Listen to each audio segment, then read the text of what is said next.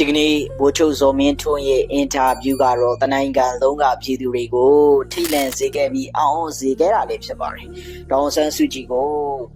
ကုလသမဂ္ဂပြင်သစ်အစိုးရနဲ့အာဆီယံကကဲထုတ်ဖို့လှုံ့ဆော်မှုတွေကပါအကုန်လုံးချပြလိုက်တာပဲဖြစ်ပါတယ်။ဒီကနေ့မှလည်းထပ်မံပြီးတော့ဟိုတစ်ပတ်တုန်းကအာဆီယံကသူတို့ကိုအသိမှမပြုမှုတွေပြီးတခါကျတော့ညီတို့လိုစကားနဲ့ပတ်သက်ပြီးတော့ပြောဆိုမှုတွေဒါဗိုလ်ချုပ်ဇော်မင်းထွန်းကပောက်ကွဲတာအပြင်ဒီတစ်ပတ်မှာတော့ပုံမှုပြီးတော့ပောက်ကွဲတယ်ဗျ။ဘာပောက်ကွဲလဲဆိုတော့မြန်မာနိုင်ငံရဲ့ရွေးကောက်ပွဲကိုဥရောပနိုင်ငံအကုန်လုံးကအသိမှမပြုဘူးကုလသမဂ္ဂကအသိမှမပြုဘူးအာဆီယံကအသိမှမပြုဘူးဆိုတော့အဲ့ဒါတွေကိုအကြီးကျယ်ပောက်ကွဲပြတာပဲဖြစ်ပါတယ်ဒီကနေ့မှာဘာကြီးညာလာလဲဆိုရင်မြန်မာနိုင်ငံရဲ့ရွေးကောက်ပွဲကိုမြန်မာပြည်သူပြည်သားတွေအသိမှတ်ပြုရင်ရပြီကျန်တဲ့နိုင်ငံကအသိမှတ်ပြုခြင်းပြုမပြုခြင်းလည်းနေဆိုပြီးတော့တဲပဲပြောသွားခဲ့တာပဲဖြစ်ပါတယ်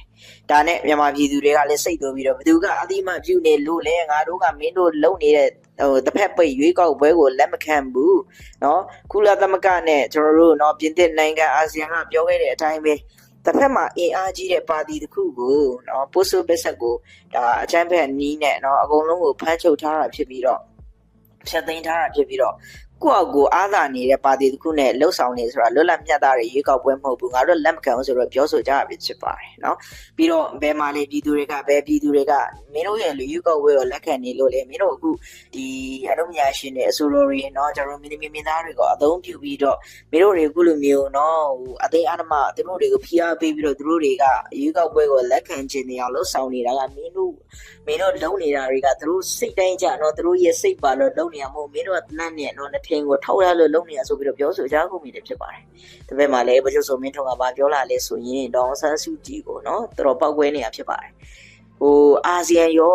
UN ရောကတဲ့အဲ့ဒီအဖွားကြီးစုကြည်เนาะအကျဉ်းသားရာဇဝတ်သားကိုပဲတွေးဖို့ကြီးပဲတောင်းဆိုနေကြတာသူတို့တွေကဇီရောမဲ့စုကြည်ကိုเนาะကဲထုတ်ခြင်းနေကြတာဆိုပြီးတော့တော်တော်လေးကိုပောက်ကွဲပြသွားပြီဖြစ်ပါတယ်เนาะ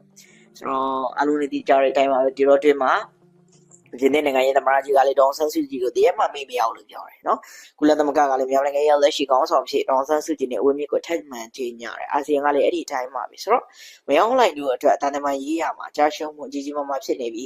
ဒါကျွန်တော်တို့ရုရှားနဲ့တရုတ်ကလွဲလို့နော်အကုန်လုံးမှာကြာရှုံးနေရပြပြီးတော့ခုလိုမျိုးကမ္ဘာကပြစ်ပယ်ထားဖြစ်တဲ့တော်တော်လေးကိုပောက်ကွဲနေရရှိပါတယ်နော်ငါတို့မြန်မာနိုင်ငံကတဲ့သူများနိုင်ငံရေးကိုလည်းသက်လုံးစွတ်ဖက်မှာမဟုတ်ဘူးလေအဲကြောင့်မလို့ငါတို့နိုင်ငံရေးကိုလေငါတို့ရဲ့မြန်မာနိုင်ငံအရေးနဲ့ပတ်သက်ပြီးတယောက်မှစွတ်ဖက်တာမလို့ခြင်းဘူးဆိုပြီးတော့ပြက်ပြက်သားသားပဲပြောသွားခဲ့တာပဲဖြစ်ပါတယ်